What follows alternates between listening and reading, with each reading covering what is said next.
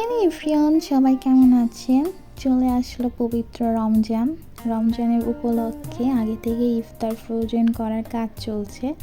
সবাই মিলে একসাথে ইফতার বানালাম। কী কী আইটেম করলাম সেগুলাই শেয়ার করব, চলুন তাহলে। খাবারগুলো যদি আগে থেকে ফ্রোজেন করা হয় তাহলে ইফতারের আগে কোনো প্রবলেম হয় না। ইফতারের কিছুক্ষণ আগেই খাবারগুলো ফ্রাই করে নিলে হয়ে যায়।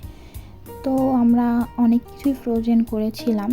তার ভিতর ছিল পুরি, সিঙ্গারা, রোল আর একটা স্পেশাল খাবার, সেটা হচ্ছে দেখতে ডোনাটের মতো। এটাও একটা স্ন্যাক্স বলা যায়, বাট খেতে খুবই মজা। যেগুলো আমরা এখানে প্রসেসিং করেছি তার ভিতর কয়েকটি আমরা টেস্ট করে দেখেছি, খুব ভালোই লেগেছে।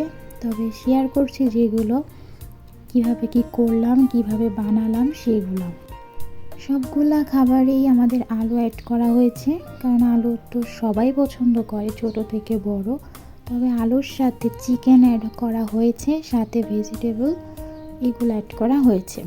কোনো প্রকার বেশি মশলাই স্ন্যাক্সে অ্যাড করা হয়নি, কারণ সারাদিন রোজা রেখে ইফতার টাইমে যদি মশলা জাতীয় খাবার খাওয়া হয় শরীরের জন্য এটি ভালো নয়।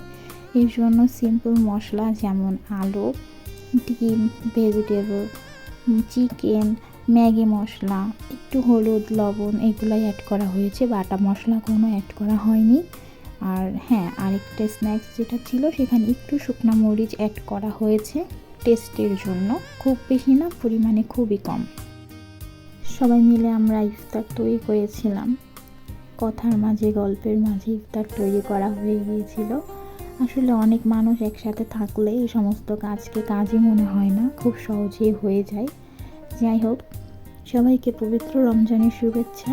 আশা করি সবাই 30টা রোজা রাখবেন এবং সবাই সবার শরীরের দিকে খেয়াল রাখবেন।